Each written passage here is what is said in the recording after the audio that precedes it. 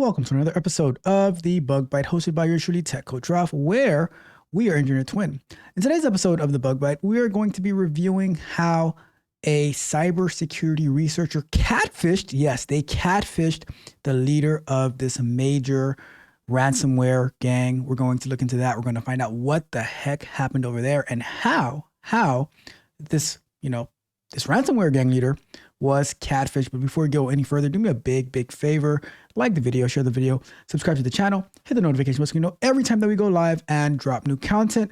And if you are in need of additional content, exclusive off of YouTube, exclusive to the Patreon, go over to techcoachralph.dev. You can see our latest sprint review, as well as exclusive content about how to better search for jobs, how to try to connect with people. Just uploaded a couple of videos this past couple of weeks. I'm working on uploading videos every week, so you definitely want to check that out. And if you need one-on-one coaching, you can go there as well. Sign up for one-on-one coaching. We can work together. We will run it up together, all right? There are no days off. But let's get into this article. Let's see what the heck is actually going on. So without any further ado, let's dive into it. All right, so this article says how a cybersecurity researcher befriended, then doxed the leader of Lockbit ransomware gang. And not too long ago, we spoke about this Lockbit ransomware gang, but let's find out what happened. So John DiMaggio used sock puppet accounts, then his own identity to infiltrate Lockbit and gain the trust of its alleged admin, Dmitry Krosherev. I might be saying that wrong. I apologize. And this article is brought to us by TechCrunch, and it is written by Lorenzo Franceschi. I'm not even going to try. I'm sorry. I'm not even going to try. It was written on August 9th, 2024. So let's jump into it. Let's see what this is actually about. So earlier this year, an international coalition of law enforcement agencies took control of the dark website of the notorious ransomware gang Lockbit, replacing its content with the now familiar message from the authorities: this site is now under the control of law enforcement. The operation didn't disrupt the group's operation for too long, with the gang launching a new site shortly after the takedown.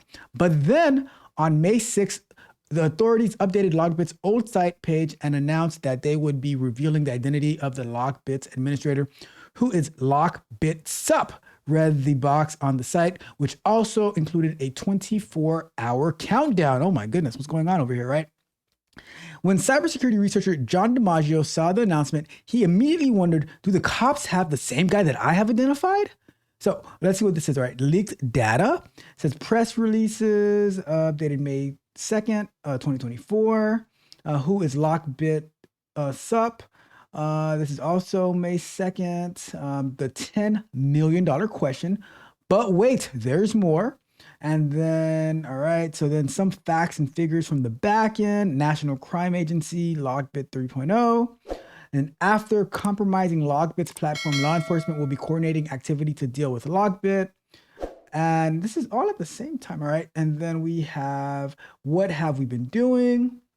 All right, so for the last couple of years, DiMaggio, who is a researcher with the cybersecurity firm Analyst One, had developed a relationship with LockBitSup, first pretending to be a budding cybersecurity or cyber criminal interested in joining the gang, then as himself.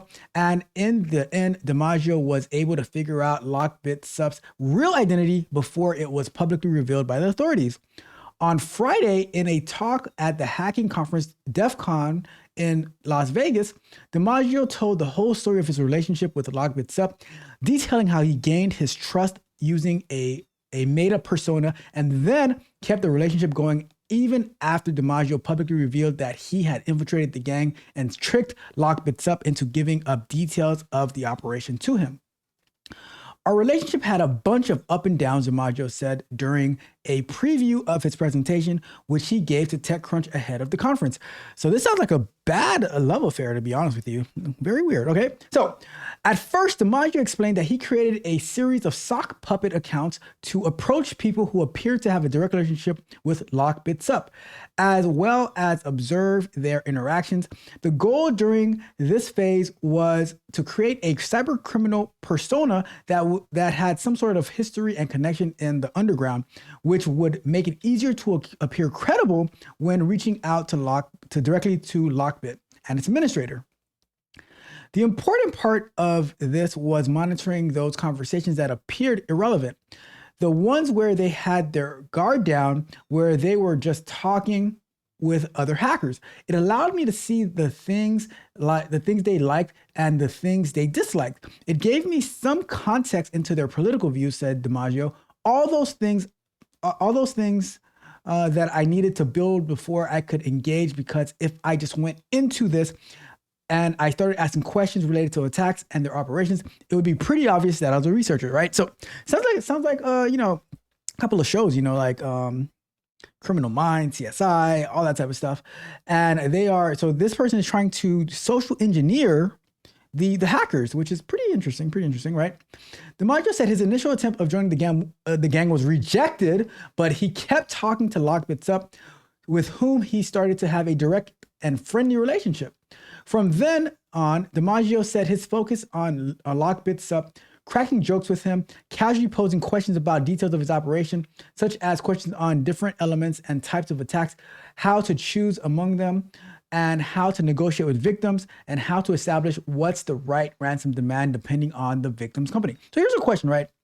This John DiMaggio guy doing all this research, and a lot of times when you're doing this research, it could be misconstrued that you are actually participating, right? Because if you're not making the authorities aware of what you're doing, they might think you're part of it, So I don't know. This is pretty interesting, right? Then in January of 2023, DiMaggio wrote a long report about his findings during his undercover research, and then essentially burned all his fake cyber criminal personas. DiMaggio said he thought this would be the end of his relationship with Lockbit Sup. Instead, the criminal ringleader appeared to have taken it lightly, posting in forums that he wished DiMaggio had shown him on yachts with women, enjoying his life as high-flying cyber criminal. That itself wasn't interesting to DiMaggio. The person that I know, while he certainly is motivated by money, he is not a flashy person. He's not the type of person I would expect to be obsessed with material items, said DiMaggio. So there was a vast contrast in his demeanor and persona that he presented on these forums versus the person that I talked to one-on-one. Then DiMaggio said that Lockbit Sub started using his LinkedIn photo as their avatar in hacking forums as a way to poke fun at DiMaggio. This was very much a cat and mouse game, and honestly, Lockbit loved playing this game with me as much as I love playing it with them, said DiMaggio. This article is just getting weirder and weirder and weirder, I must say, right? At one point in early August of last year, DiMaggio decided to troll Lockbit Sub in public. As a joke, he posted on Next claiming he was going to release the new research into ransomware group, and that if Lockbit Sup wanted to stop him, he could pay him $10 million. He made it seem like he was trying to extort the extortionist. Surprisingly, it seemed like some cyber criminals believed him and were worried that they would be exposed. All right. I'm starting to. This is starting to get weird, right? Because is DiMaggio just trying to cover his, you know what, right now? Is it a CYA operation going on right here? Right? Because now you're like, okay, what if Logbit actually paid the $10 million, right? Then what? You're like, oh, I was just joking. It was just a little jokey joke. Be real, right? So it says, all right, let's see. It just goes to show from a psychological aspect, you can really F with these guys, said DiMaggio. The mental aspect of this operation went much further than anything else that I did. Meanwhile, DiMaggio said that Lockbit Sup went offline for around 12 days.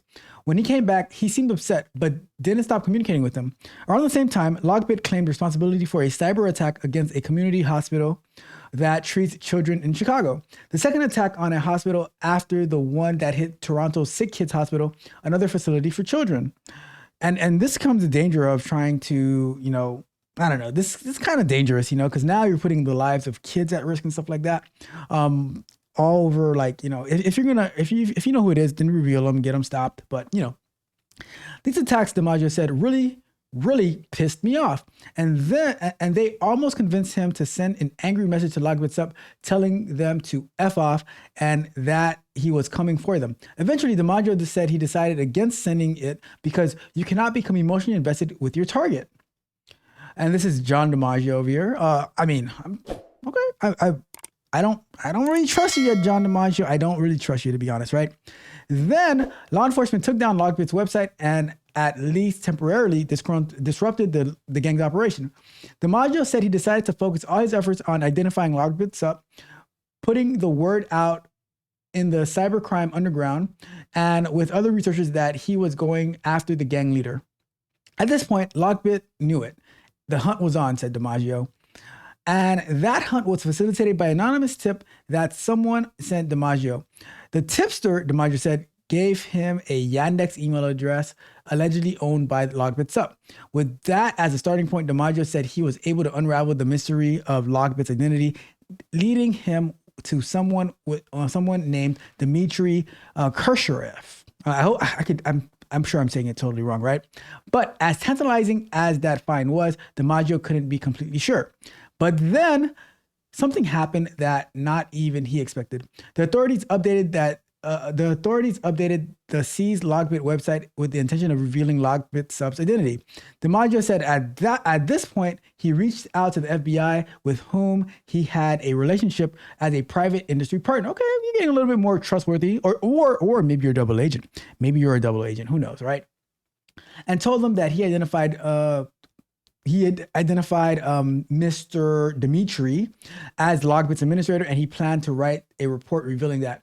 The goal, DiMaggio said, was to ask the FBI whether he should wait to publish his report or not. If they told me to wait, then there was a pretty good chance that I had the right guy. If they told me to do whatever the hell you want to do, then I probably would still have waited, because that might have been because I had the wrong guy, DiMaggio said, who added that the FBI told him to wait. So that means you might be onto something, right? DiMaggio was on his way to the RSA cybersecurity conference in San Francisco. So I packed my stuff, flew out to San Francisco, landed, I got the hotel, and I spent the entire night working and writing, said DiMaggio. I was writing everything I had on Dmitry, and I was going to wait for this timer to tick down. And then when they published it, if we had the same guy, I was going to publish my report. Well, in that time of waiting, who knows what could have happened to you, Mr. John DiMaggio? Gotta be careful. We gotta be careful in this industry, I must say. When the 24-hour countdown struck, as promised, the U.S. Department of Justice accused Mr. Dmitry, of being Lockbit's mastermind and admin. At that point, DiMaggio could go live with his own report doxing Mr. Dmitry, right? This was my first time doxing somebody, and they released his name, I released everything else I had on this dude. I had where he lived, I had his phone numbers, his current and previous, said DiMaggio, and boy, it was difficult to not just call this guy up on the phone, having his legitimate phone number prior to the indictment, just to see if I had the right guy, but I did not. DiMaggio even published a message from Mr. Dmitry as a way to say goodbye and tell him that he had to dox him before others did. Lockbit Sub, you're a smart guy.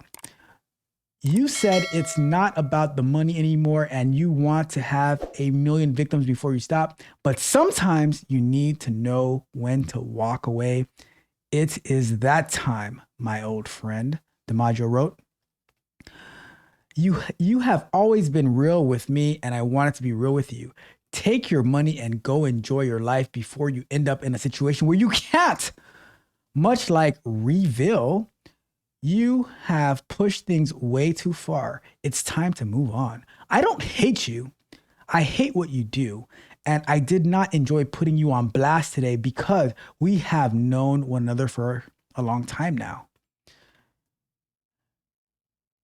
The truth is, if I didn't do this today, someone else would. I have too much respect for you as an adversary to watch you get picked apart from some clown with an OSINT handbook, which is all it would take now that your identity is known. With our history, it needed to come from me. It's time to move on. Tell you, it's harsh. It's a dog-eat-dog world out there. It's a dog-eat-dog world out there. Since then, DiMaggio said he hasn't heard back from Mr. Dmitry.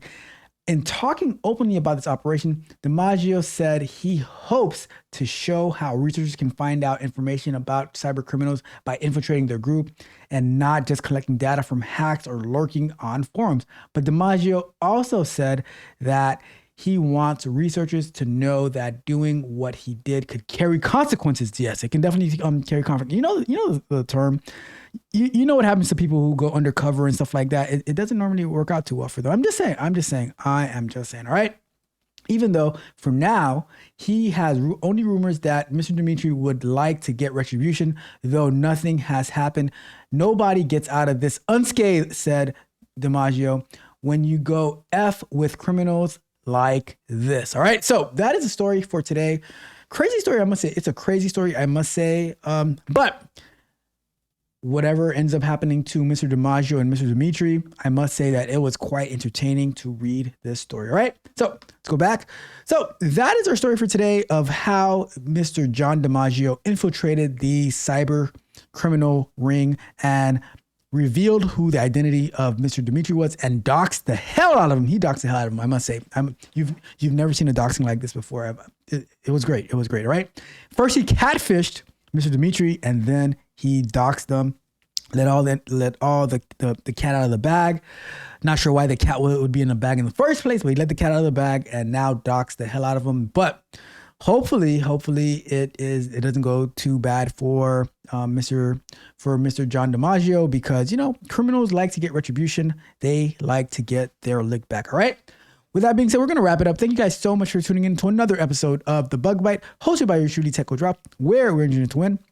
On your way out, do me a big favor. If you haven't done so already, like the video, share the video, subscribe to the channel, hit the notification bell so you know every time we go live and drop new content. And go over to techcodrop.dev, get access to exclusive information that you will not find anywhere else. Our latest sprint reviews, videos on how to search for your next job, different strategies, get access to when we go live, updating my resume, so many different things in the Patreon. Check it out. All right. With that being said, I'm going to get out of here. Thank you guys so much for tuning in. Have a wonderful weekend. This is Tech Coach Ralph. We are out.